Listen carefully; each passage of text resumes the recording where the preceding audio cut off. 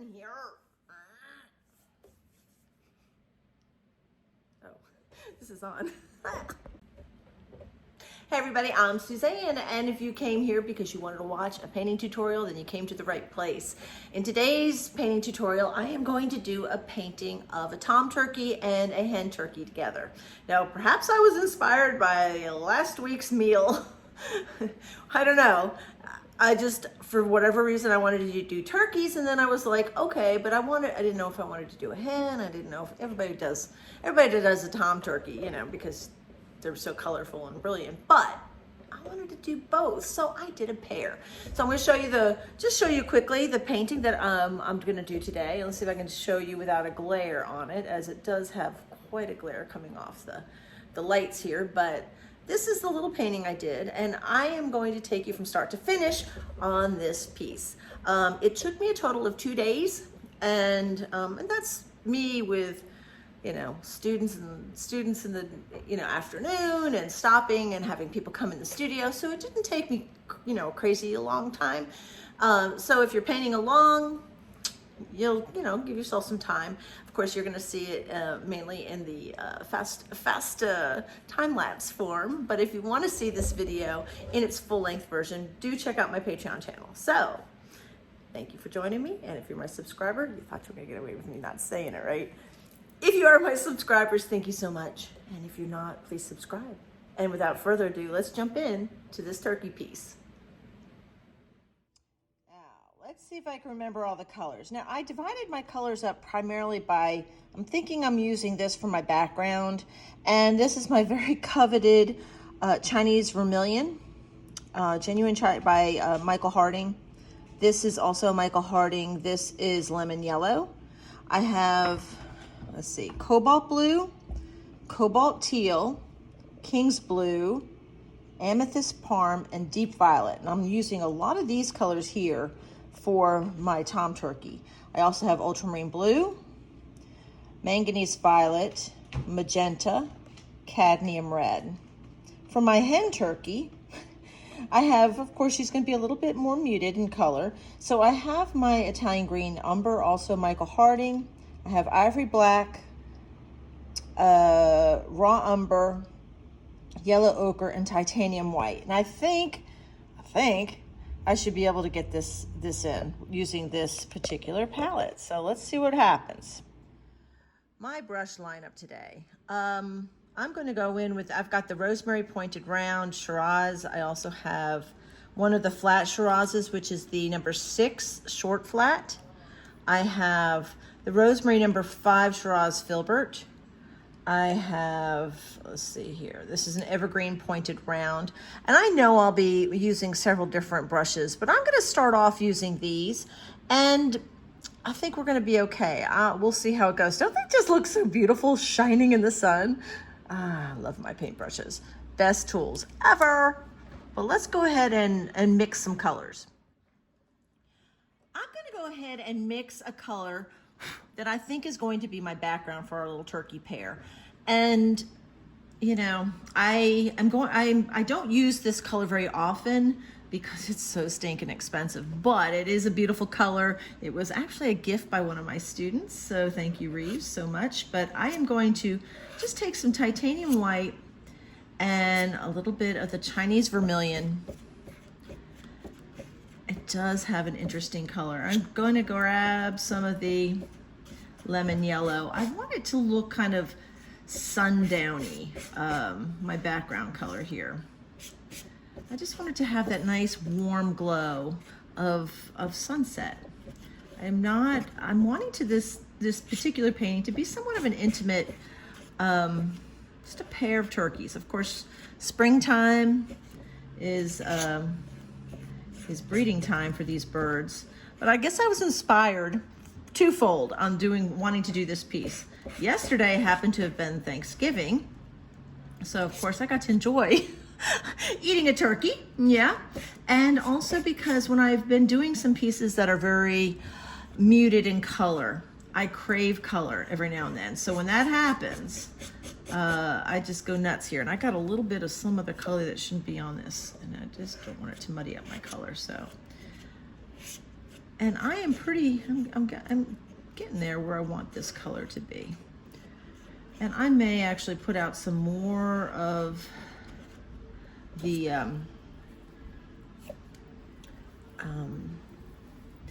lemon yellow. I'm gonna go ahead and squirt some more out because I think I'm gonna vary it a little bit. And if you've never used the Michael Harding paints, oh my gosh, very rich and creamy, very highly pigmented paints. Trust me, I'm not paid by Michael Harding to say that. I'm just telling you how it is. And I love his colors here. Okay. But keep in mind too, some colors do have warning labels, okay? These two colors that I'm using right here definitely have warning labels on them. This one actually has mercury in it, I think. So yeah, heavy metals, guys, just saying. All right, I'm gonna take a little bit of, I dipped my brush in a little bit of oil and block in the background. So I am just going in there with this brush and just putting it in, and I really do like this color. This is a beautiful color. And I'm using, believe it or not, something I don't usually do is I'm using a flat, and I'm getting that background in. And you can see you have good control. Trying not to get this particular color muddied up with the vine charcoal, because vine charcoal is not very stable and it will blend with the paint. So I'm trying to keep my colors really clean. But I'm lightening up the back a little bit on the top portion and adding more of the lemon yellow and a little titanium white, and just kind of making it a little bit, so it's not all consistently one color. I like doing that.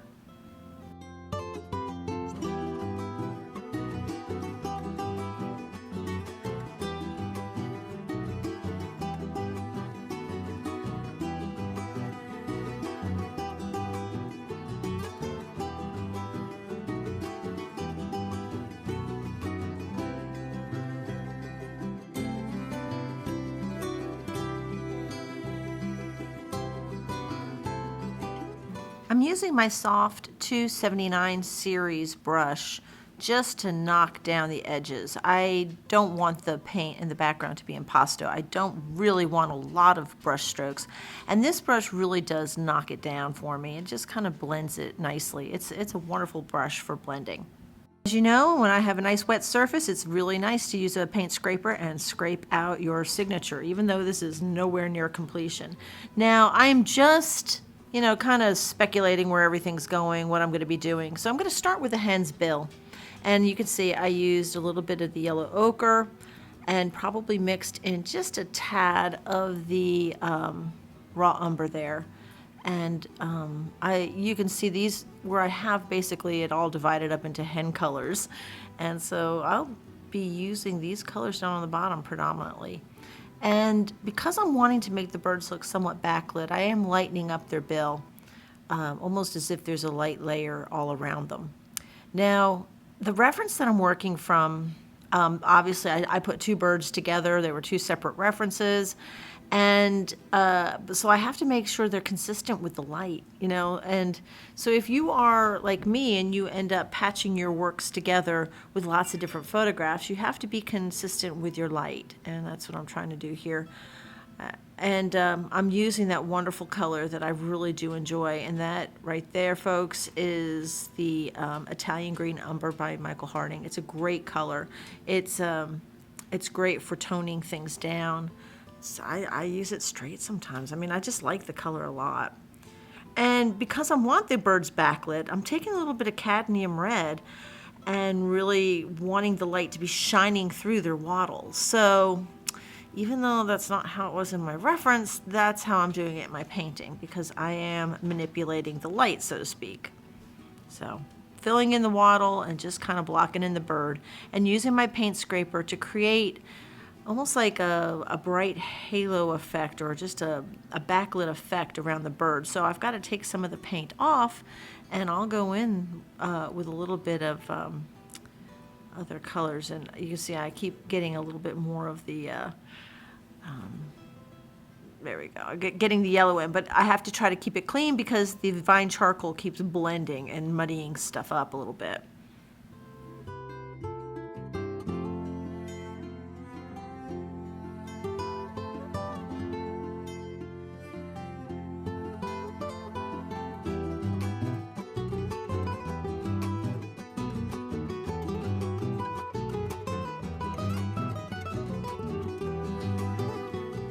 You can see I'm jumping right in with the dark values, and I am popping that all in first. And I'm using a little bit of that China Vermilion with a little bit of the Ivory Black to make that kind of dullish pink look around the eye area. And you'll see when I come back the next day that I actually bring the head up a little bit and change it just a tad. Not really too much, but easy corrections can be made. And I'm just kind of figuring out where the eye goes. And everybody knows how much I love painting eyes. And you have to forgive me, my head keeps hitting the camera stand, and therefore you're getting the wobble. Getting a little bit of wobble here and there, and so I apologize for that. Now, if you really look carefully, you can see that the eye is not completely black. There is a brown iris around the pupil, and the color that I mixed to do that is cadmium red and ivory black. Makes a wonderful dark brown iris color, whether, whatever species you're working with. Now I'm cutting in around the head, trying to figure out where everything's going, and I'm trying to be really mindful of the skull structure. And you'll see I'll end up fixing it because I wasn't really happy. I'm putting in the light area on the back of her neck because even though I really need to have the tom turkey in, I need to see where it's going to go, where to bring my turkey, the tom turkey color up to that light area. And I'm just trying to create the shapes, and you can see where I'm going with this. Oops, I got a little paint up there but that's easily removed, no problemo.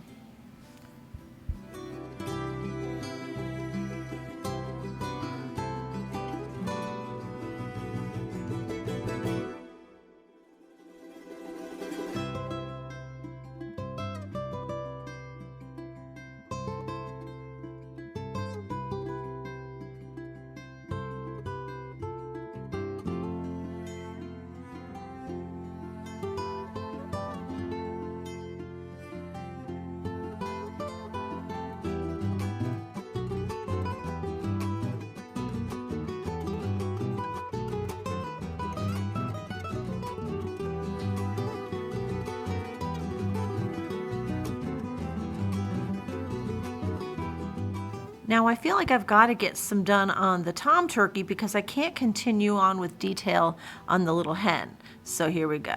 Now you can see I'm grabbing a lot of the really fun colors right there. I've got the, that is the manganese violet, or manganese, and I've got the magenta up there, manganese violet. I'm using a lot of cobalt blue, and yeah, I'm just going to town on these colors because this is where the fun is. And here you see I'm using a color, it's cobalt teal, looks very turquoisey. And so I'm kind of popping in all the color. Anytime I can get some color like this is fun. And you can tell I must have come off a lot of brown things. Well, I just did the rabbit, and I've done a lot of pet portraits and other portraits of animals, and when I have done a lot of the same palette, I generally want to jump into something colorful like this. So I'm using a lot of the King's Blue and making a gray, and I'm making the gray with just a little bit of umber into the King's Blue and a white mixture.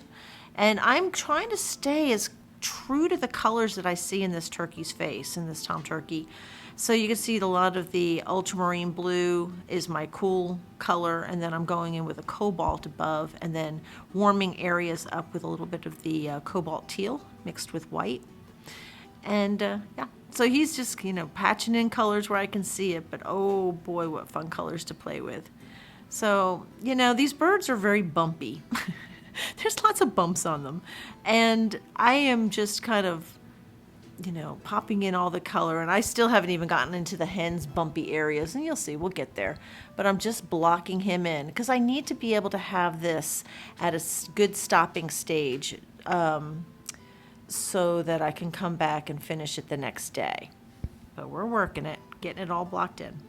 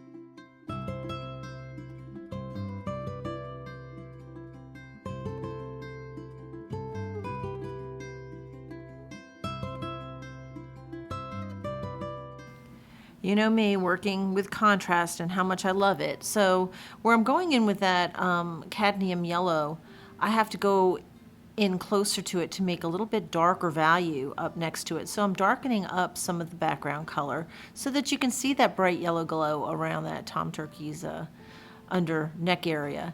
Now, I think these birds are really interesting. Of course, we see the waddles, but they have that little nub that you see on the top of their beak, or kind of on their head. It's called a snood. And that thing is really odd. It's, if I was to go into some of the strange anatomy aspects of this bird, it's basically is like erectile tissue. It will get larger and longer as when it's showing out and doing its thing. I find that fascinating. Birds are so cool, and they are living dinosaurs, and you can't help but look at them and think that when you see them, and they are beautiful. But yeah, the little snood, kind of a funny little thing. But I am still blocking it in, and I'm creating, any of the shadows that I can create, and still keep my colors true. If you watch, there's very little shade. I'm doing a lot of the blending on the actual substrate, but I'm trying to keep my colors as pure as I can because I don't want them muddied up. So I'm trying to be very, very careful. And one of the things that I do, because I'm basically doing this very alla prima, and I don't want it over blended, I use a very light hand. And since I am using a substrate that is rather smooth, it allows me to do this. So when I mean light hand, I put very little pressure on the brush itself. Now, as I mentioned earlier, these birds are very bumpy, and there's all kinds of interesting colored bumps and rows of fleshy color, and that's what I'm doing here. So I'm using mainly the cad red, and I'm putting down the cad red, but I'll end up going back later and shading it with like alizarin crimson and black to create the shade and the form. Now, I'm doing this all on the first day, and honestly, folks, I thought that this would be dry the next day, so it would be really easy to shadow and shade, but I was wrong, because I'm doing this on a Friday, and I come back on a Monday. So basically, this had 2 days to rest, and it didn't dry at all. I'm just telling you that right now.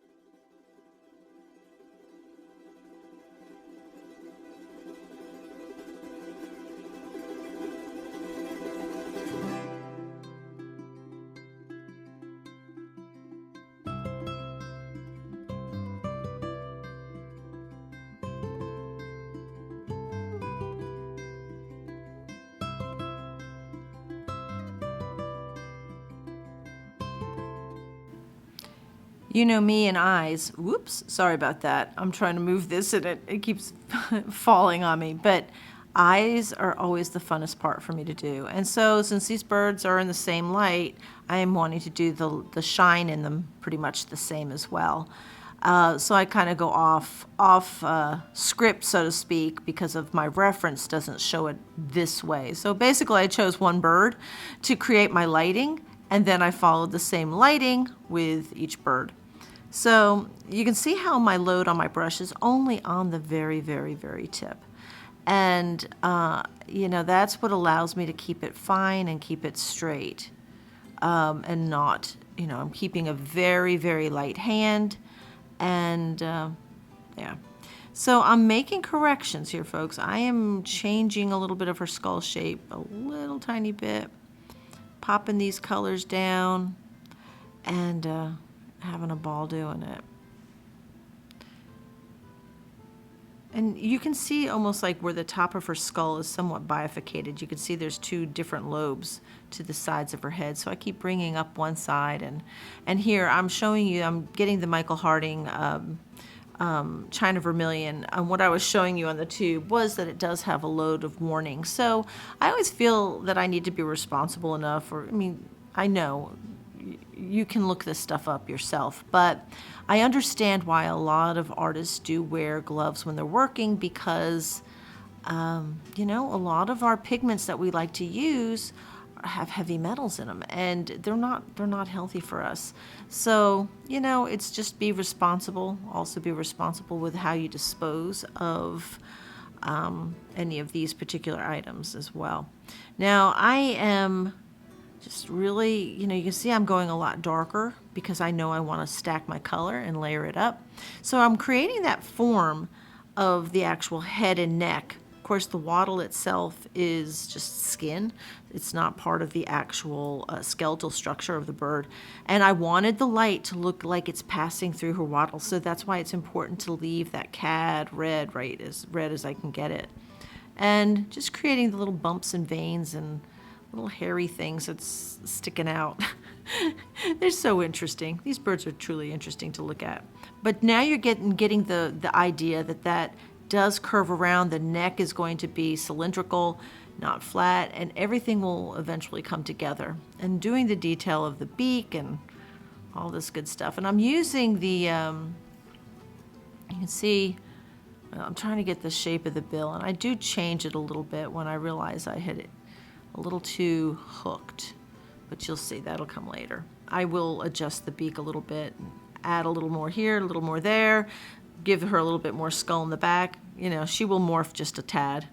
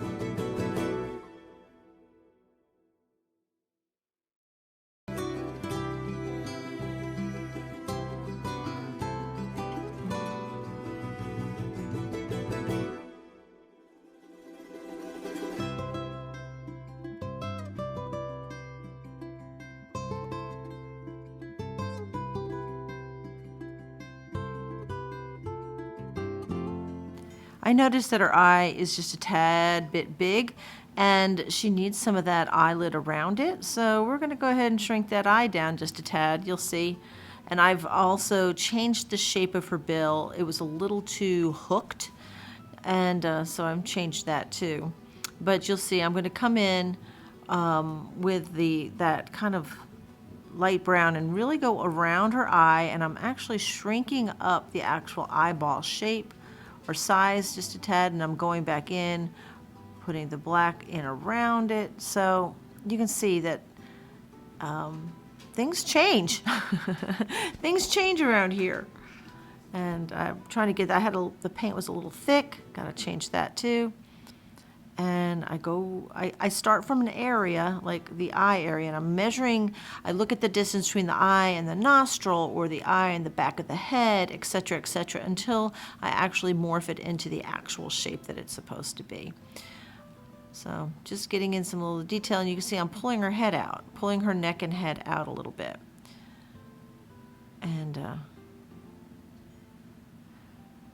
And you're seeing how I'm starting to create that form of her neck. So it's going to be a little bit lighter in the middle, and then it'll be even lighter in the very center of that. And you start blending it in, and it all starts to make sense. She's looking pretty turkey-ish, wouldn't you say? And then you start stacking in some of the detail, being very mindful as you come around the bottom of this bird's jaw that those little spots and stuff get a little darker in value, a little cooler in temperature. And as it rises up to where the light is, it gets a little lighter in value and a little warmer in temperature as it gets into the light. And she's starting to, I'm feeling her. She's coming together, and I've got to do the feathers here. And because she's got her feathers kind of raised up just a little bit, you're able to see underneath the feathers from the angle that we're looking at her. So, you know, I'm laying in the feathers accordingly.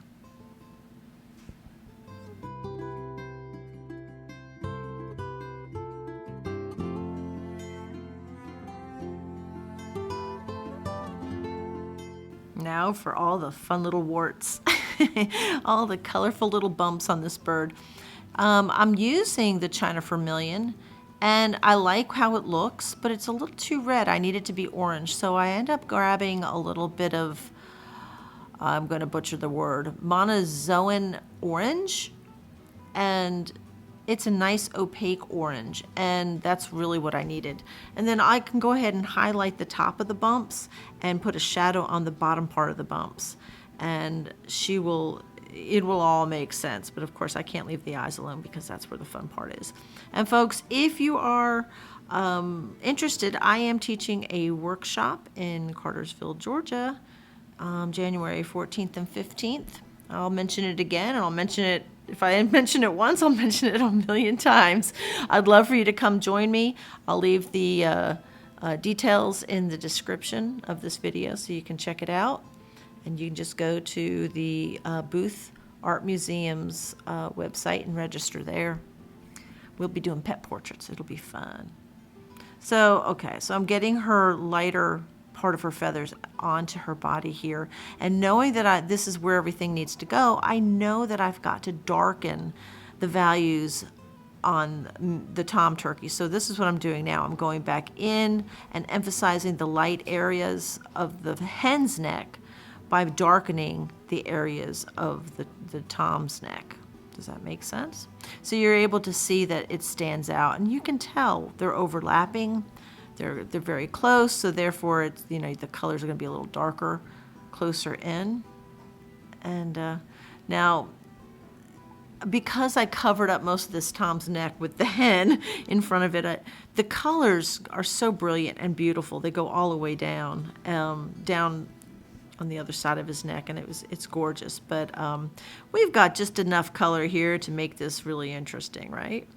So I'm making the little wrinkles and bumps in his neck and wattle area, and then I'll end up coming back in and highlighting it, so I can go in lighter on top of them like this, and I'm creating the shapes of all these bumps and rolls and wrinkles and all these fun things that's in his neck.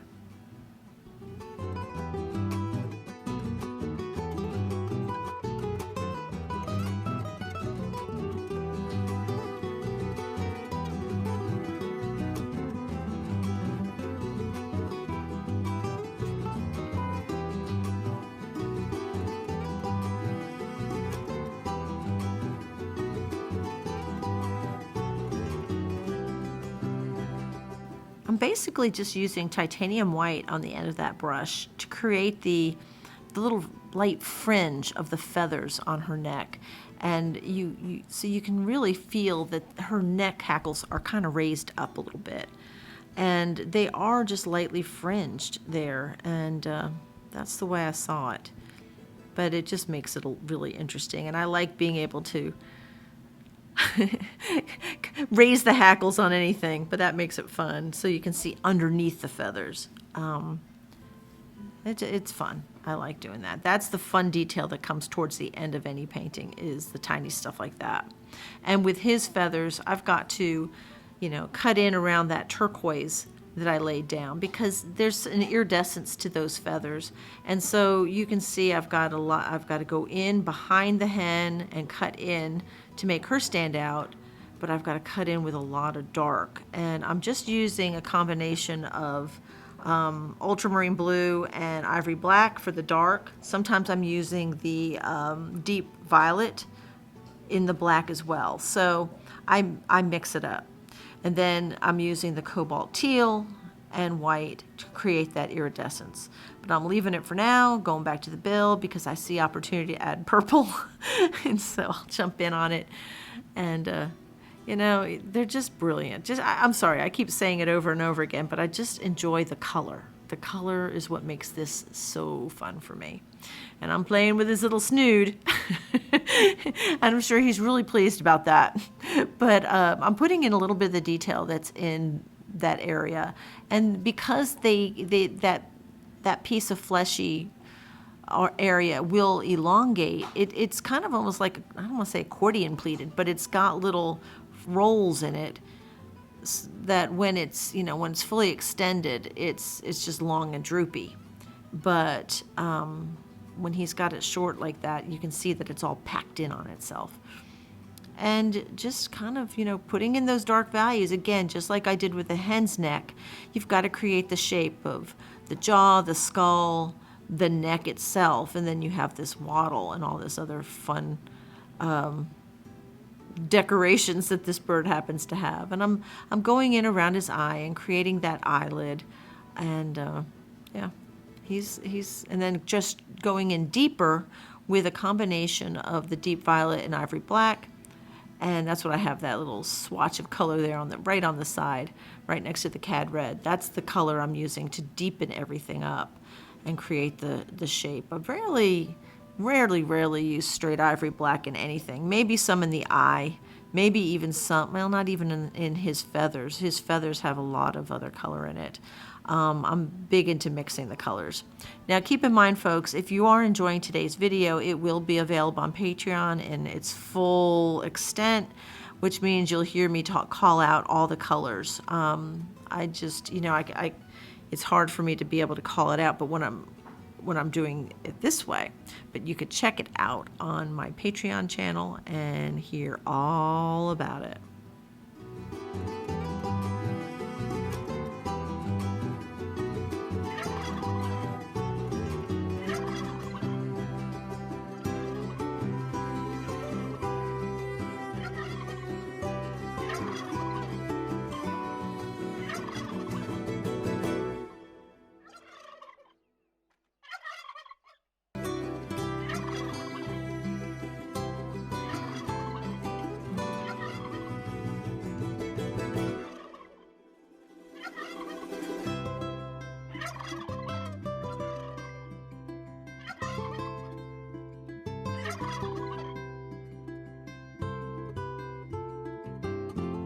I'm going in underneath the red areas of these bumps and things that you see on his neck with alizarin crimson and ivory black, and I'm creating the shadow and shape.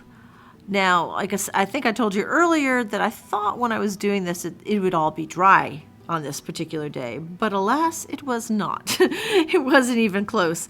So this piece truly was a wet on wet alla prima type piece because it never dried. Now, one of the reasons most of it didn't dry was I really wasn't using any mediums. I was just going using straight paint. I wipe my brush off a lot, and I clean it between different paint colors, but I don't use a lot of mediums generally when I paint anyway.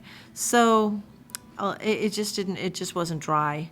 I might have been able to, it might have behooved me to use a little liquid or something like that because I wanted it to be dry. Now, as showing you on the tip of the brush, I will heavily load a brush to the point where there's just like a little, almost like a dollopy point of paint sticking up on the end. And because I'm doing this alla prima and I need the detail to remain tight, I wanted it to be able to let that dollop do the work, so to speak. So that's what I was doing there.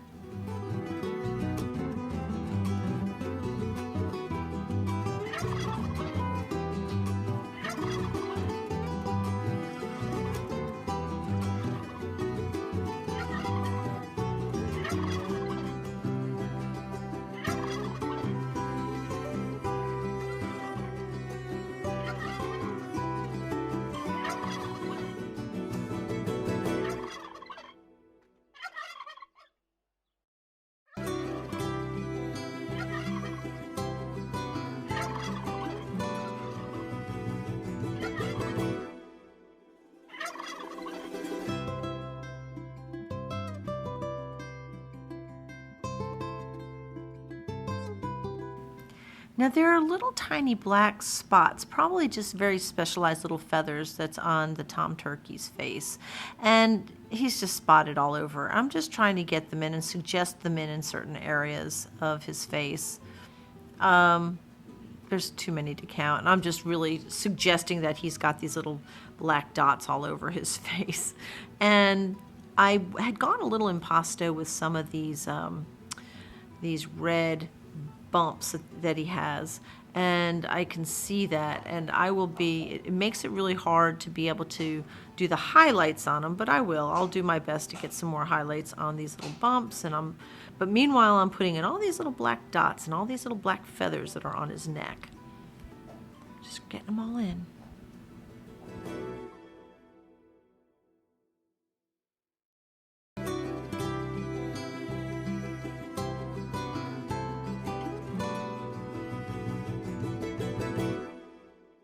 Since I am working pretty much wet on wet here, I'm taking this, like where the middle of his neck is, I'm lightening up my value, knowing full well it's going to blend for me on this substrate. So I'm using almost, you can see I keep dipping in the titanium white and hitting it. Now I do use a lot of the gray that I created too, using the King's Blue and a little bit of the umber, the raw umber.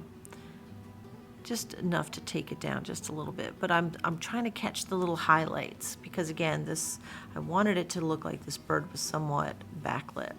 And again, more of the small little points of, feathers and spots and all the good stuff, but I'm getting close to wrapping it up. And I know I've got to do these little weird feathers that stick out all over their head. They have this little fuzzy headed look. And so I still have to get that in, but you're getting close to the end when you're doing highlights on these little bumps. And that's what I'm doing. I'm just taking straight titanium white on top of these red areas, these red raised areas. And I still have to do that even on the hen. She's got them too. Some of those need highlighting as well. And that's what I'm doing here. So in the case of the hen, I'm using a combination of yellows to highlight the top of those little nubs because hers are kind of orange. So you go with the flow. But yep, the little details. And know that right now I'm using a number 4 Shiraz pointed round for most of this detail. I used this brush today almost completely. And except for when I get out the dagger brush, I managed to get all my painting done today with this one brush. This is the second day. So yeah. I kind of pride myself in the fact that I can do that. Just use one brush, only have to clean one. It's kind of like cooking in one pot, less cleanup. But just getting in those little bits of the light highlights and the tufts of hair over the ear, and we're almost done, folks. I'll just let you watch it till the end.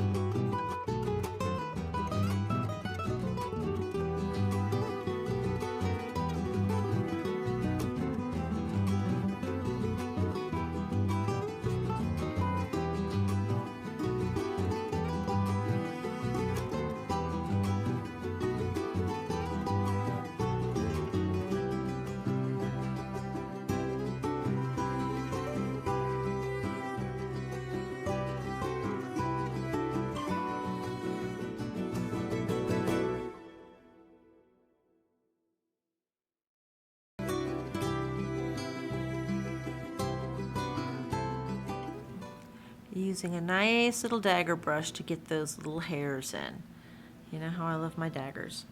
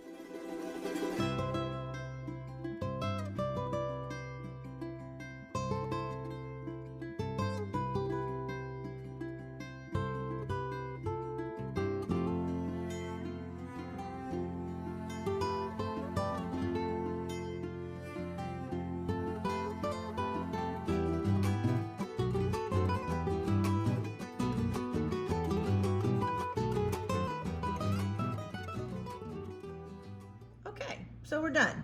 I really enjoyed painting this piece. I hope you enjoyed watching it. And if you have any questions about anything I covered in this particular painting tutorial, let me know. I'll be glad to answer it for you. And if you are interested in taking a workshop, I will be doing one on January 14th and 15th in Cartersville, Georgia, at the Booth Art Museum, and it's on pet portraits. So come join me there if you can. I'd love to see you.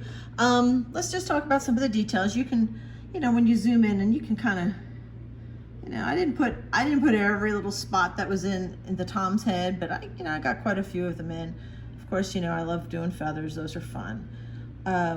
But this was actually a really fun piece, and you can look at the palette and you can see I'm all over the place. But if you remember what we started with and the explanation for what the colors were for, you can see I have mainly the hen colors in this area. A lot of these are the Tom colors. I've got the background colors. These are kind of wattle colors. So you kind of have an idea of where everything is. And yeah, so that's that. Let me know if you have any questions, and I'll catch you on the other side. Ta-da, we're done. So here is the finished piece, and I turned the lights off in here so you can see it better because I had such a terrible glare. But you can see the detail in her. I mean, they're beautiful. They have a weird, I don't know, they're warty, but they're beautiful, and they truly are wonderful birds. And it was Abraham Lincoln who actually wanted these to be our national bird. So I think he knew what he was talking about. They are beautiful, they're very smart, they're very wary, and this was really a fun piece to do. Overall, the time, it took me 2 days to do, and that being said, it was, my normal schedule. I have people in and out, I have students, I have, stop and go. So yeah, this, the blocking in stage happened basically on the first day, and then all the detail happened mainly today. So that's it. I hope you enjoyed watching today's video, and if you did, give me a thumbs up. And if you're not my subscribers, go ahead and subscribe. And until next time, I will see you from Kingsport, Tennessee.